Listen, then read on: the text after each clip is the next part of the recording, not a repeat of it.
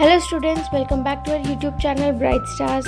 तो आज हम आपके लिए फिर से एक अमेजिंग वीडियो लेकर आए हैं। तो जैसा कि आपने हमारे थंबनेल में देख ही लिया होगा कि आज हम किस बारे में आपके साथ बात करने जा रहे हैं। तो हम आपको हिस्ट्री यानी कि इतिहास की कुछ ऐसे क्वेश्चंस के बारे में बताएंगे जो कि हर तरीके के कॉम्पिटिटिव एग्ज़ाम्स में पूछे जाते हैं। तो चलिए इतिहास के बारे में जाने कुछ बातें। दोस्तों, वीडियो को स्टार्ट करने से पहले आपसे एक रिक्वेस्ट है, अगर आप मेरे चैनल पर नए आए हैं तो प्लीज़ नीचे दिए हुए लाल बटन को सब्सक्राइब करें और पास ही बेल बटन को क्लिक करें, जिससे आपको हमारी सारी वीडियोस की अपडेट मिलती रहे। तो चलिए वीडियो को स्टार्ट करते हैं। So let's get started. The capital of the kingdom of Maharaja Ranjit Singh was, options are Lahore, Ambala, Patiala, Kapurthala. अब देखिए, महाराजा रंजीत सिंह जी का कैपिटल क्या था? लाहौर, अम्बाला, पटियाला या कपूरथला? ये सिख एम्पायर के फाउंडर थे। उन्होंने अपना साम्राज्य 1799 में लाहौर में स्थापित किया था। तो इसका सही जवाब है लाहौर। अब आप लोगों को रंजीत सिंह के बारे में कुछ बातें हैं जो शायद नहीं पता होंगी, जैसे कि रंजीत सिंह का कोहिनूर डायमंड के साथ क्या लिंक था। जो अफ़गान और पर्शियन लुटेरे थे वो उस कोहिनूर डायमंड को लूटकर ले गए थे। रंजीत सिंह ही वो थे जो उस हीरे को उन लोगों से वापस हासिल करके भारत में लाए थे। लेकिन रंजीत सिंह के मरने के बाद अंग्रेज़ों ने उनके वंशज से ये हीरा वापस ले लिया था। तभी से ये हीरा अंग्रेज़ों के पास है और आज ये हीरा ब्रिटेन की महारानी के पास है। और ब्रिटेन की महारानी का जो क्राउन होता है यानी कि जो ताज है, ये उसके अंदर जड़ा हुआ है। Next question, who was the viceroy at the time of Quit India movement? Options are Lord Irwin, Lord Mountbatten, Lord Wavell, Lord लिंगलेथगो।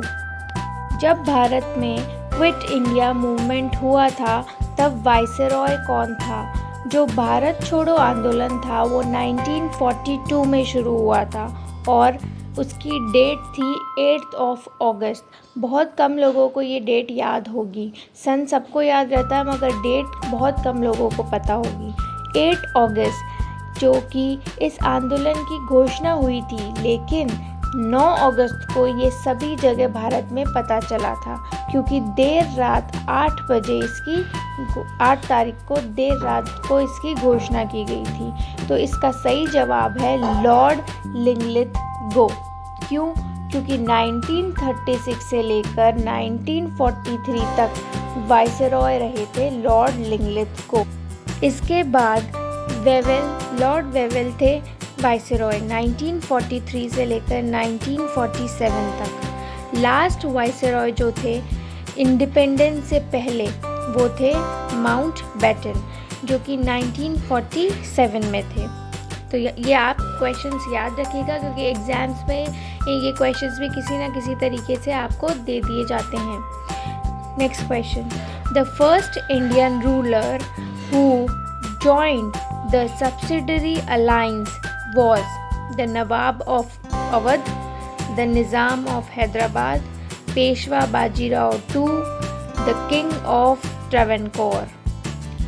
अब वो कौन सा पहला शासक था जिसने सब्सिडरी अलायंस को ज्वाइन किया था? पहला भारतीय जिसने समझौता कर लिया था, वो कौन था इनमें से? एक एक करके सभी राज्यों ने सब्सिडरी अलायंस साइन कर दिया था। फिर सबसे पहले अवध ने करा, फिर ट्रावनकोर ने, और फिर पेशवा बाजीराव II ने ये सेकेंड एंग्लो मराठा वॉर के बाद साइन किया था। इसका सही जवाब है निज़ाम ऑफ हैदराबाद। सब्सिडरी अलायंस क्या होता है? देखिए, ईस्ट इंडिया कंपनी अलग अलग राज्यों के साथ समझौता करती थी। अब उसमें क्या होता था? उसमें ये था कि आप हम पर अटैक नहीं करेंगे और हम आप पर अटैक नहीं करेंगे। इसी तरीके के कुछ समझौते किए जाते थे। तो ये जो अलायंस था, इस अलायंस के चलते हमारी गुलामी की शुरुआत हुई थी। तो बहुत ऐसे राज्य थे जिन्होंने ये साइन करने से सब्सिडरी अलायंस को मना कर दिया था, लेकिन कुछ कारण, इन्हीं कारणों की वजह से लड़ाई स्टार्ट हुई थी। अब लेकिन अंग्रेज़ों ने एक एक करके सभी राजाओं को हरा दिया था। सबसे ज़्यादा बढ़ावा देने का काम इसमें लॉर्ड वेल्सले ने किया था। Lord Wellesley governor general of Bengal थे और वो कब तक थे? 1798 से लेकर 1805 तक थे। Next question, Deshbandhu was the title of options B R Ambedkar, C R Das, Bipin Chandra Pal या रविंद्रनाथ टैगोर। अब देशबंधु का टाइटल किसे दिया गया था?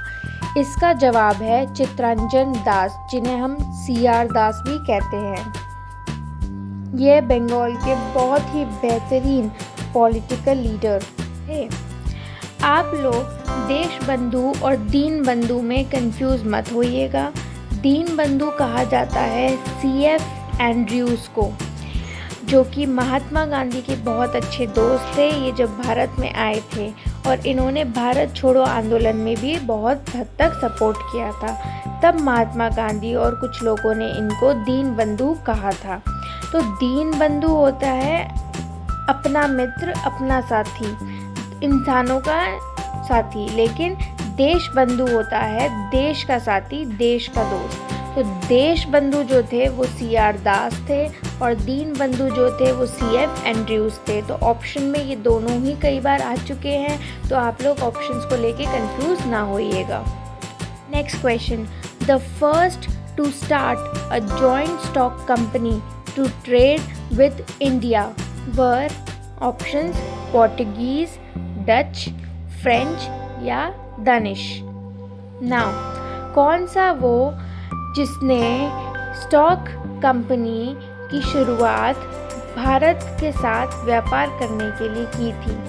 अब सभी ने भारत के साथ व्यापार करने के लिए कंपनियां बनाई थी, लेकिन जैसे कि east India company, French east India company, British east India company, इस तरीके से बहुत सी कंपनियां हैं, लेकिन जो सबसे पहली स्टॉक कंपनी थी वो थी डच।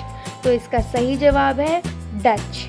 अब पहले के लोग जिन्होंने शेयर मार्केट का भी इन्वेंशन किया था, but Dutch east India company बनाई गई थी, जो कि एक स्टॉक इंडिया कंपनी थी जिसमें बहुत से लोग जुड़े हुए थे और यह कंपनी 1602 में बनी थी।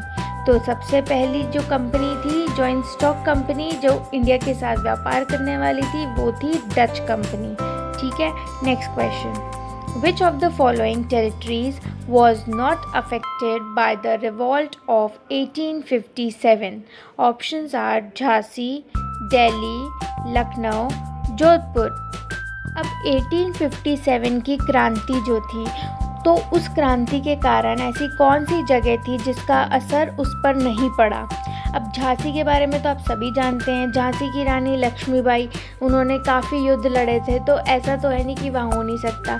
अब रानी ने अंग्रेज़ों से लड़ाई की थी। अब दूसरा है दिल्ली। अब दिल्ली में भी आपने सुना होगा बहादुर शाह जफ़र थे जो मुग़ल एम्परर थे, तो वहाँ भी लड़ाई हुई है। अब लखनऊ में बेगम हसरत महल थी, तो ये कौन थी? लखनऊ के जो आखिरी नवाब थे उनकी विडो थी ये बेगम हसरत महल, तो वहाँ भी लड़ाई हुई थी। अब इसका सही जवाब है जोधपुर। क्यों? क्योंकि जोधपुर, उदयपुर, जयपुर ऐसे बड़ी बड़ी जगहों पे, लेकिन वहाँ पर किसी बड़े स्केल पर, बड़े स्तर पर किसी भी तरह की कोई लड़ाई नहीं हुई थी। तो इसका सही जवाब है Jodhpur. Next question, Chanakya was known as Bhattasvamin, Rajashekhara, Vishnugupta या विशाखा दत्ता। अब विष्णुगुप्ता चाणक्य का ही नाम था और इनका दूसरा नाम कौटिल्य भी था, तो ये तीनों नाम इन्हीं के हैं, चाणक्य, विष्णुगुप्ता और कौटिल्य। तो आप लोग कंफ्यूज ना हों। अब ये चंद्रगुप्त मौर्य के एडवाइज़र भी थे, ये उन्हें सारा ज्ञान देने वाले विष्णुगुप्त यानी कि चाणक्य यानी कि कौटिल्य ही थे।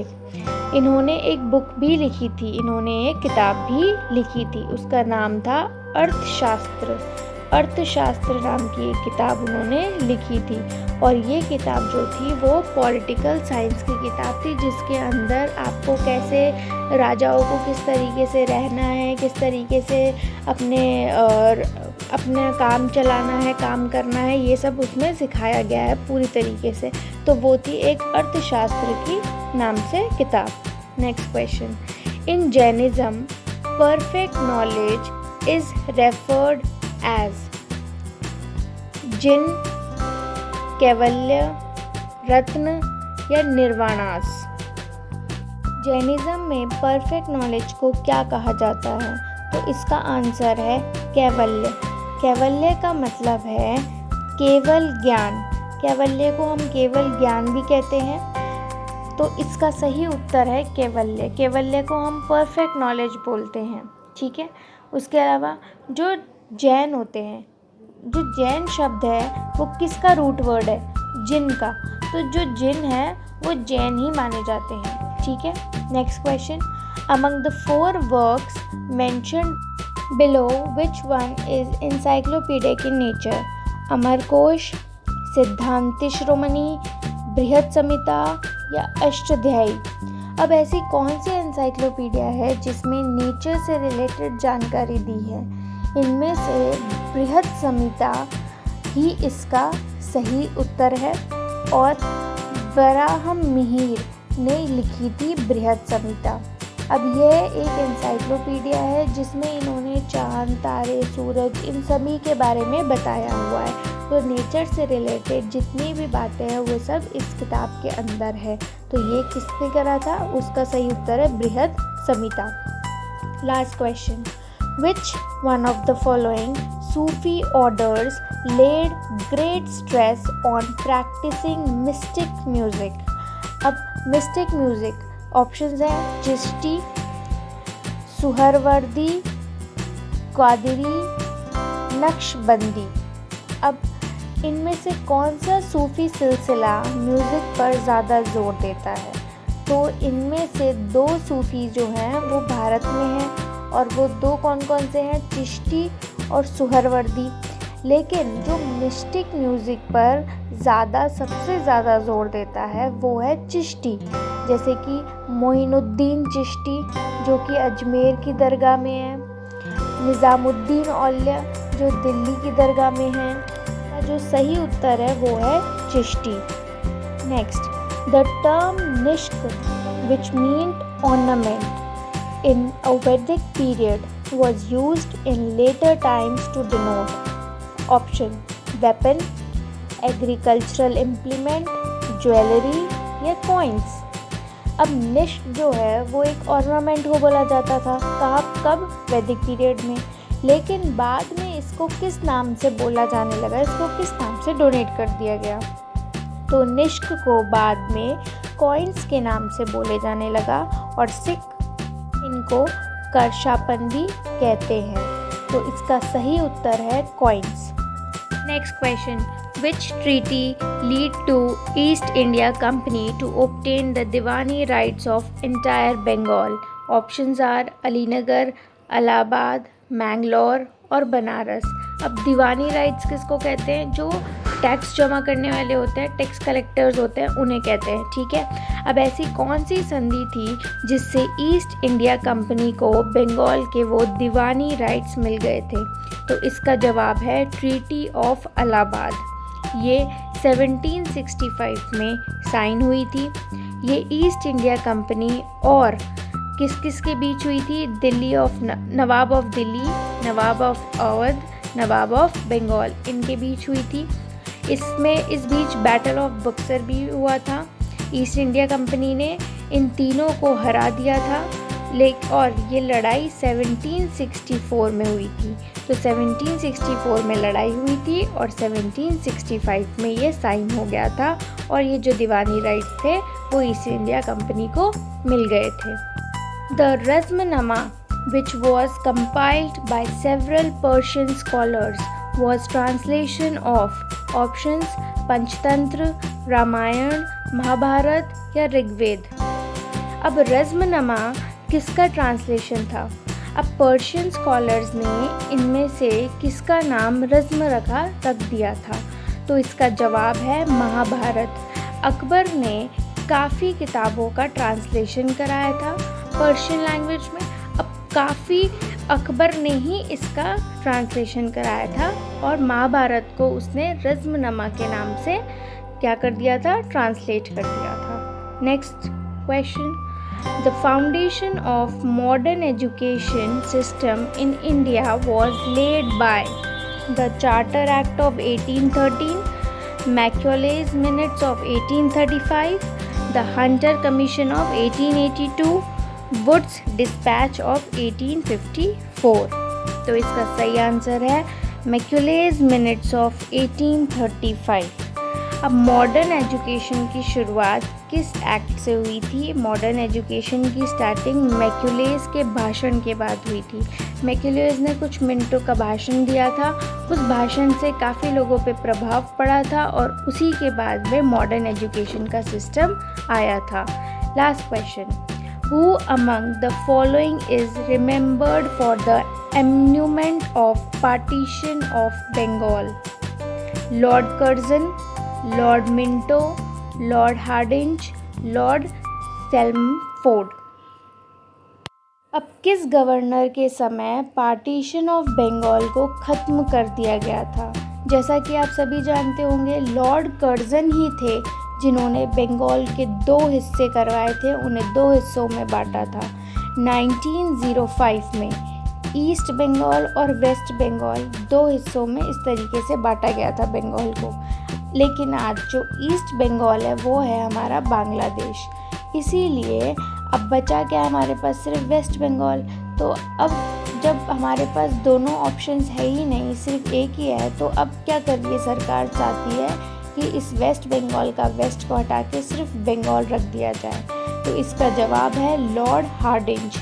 लॉर्ड हार्डिंज 1911 में वाइसरॉय थे और इस पार्टीशन से बहुत विरोध हुआ था, तो ब्रिटिश सरकार ने इसका पार्टीशन कैंसिल किया था और इसीलिए कौन थे वो जिसने ये पार्टीशन हटाया था?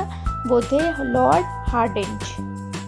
तो स्टूडेंट्स, ये थे कुछ क्वेश्चंस हिस्ट्री से रिलेटेड। आई होप आप लोगों को समझ आए हों, आप लोगों ने कुछ नया सीखा हो इनसे। और अगर आपको ये वीडियो बहुत अच्छी लगी हो तो प्लीज़ इस वीडियो को लाइक, शेयर, सब्सक्राइब और कमेंट ज़रूर करें और मेरे यूट्यूब चैनल को सब्सक्राइब करें और and don't forget to hit the bell button for more updates. Thank you so much.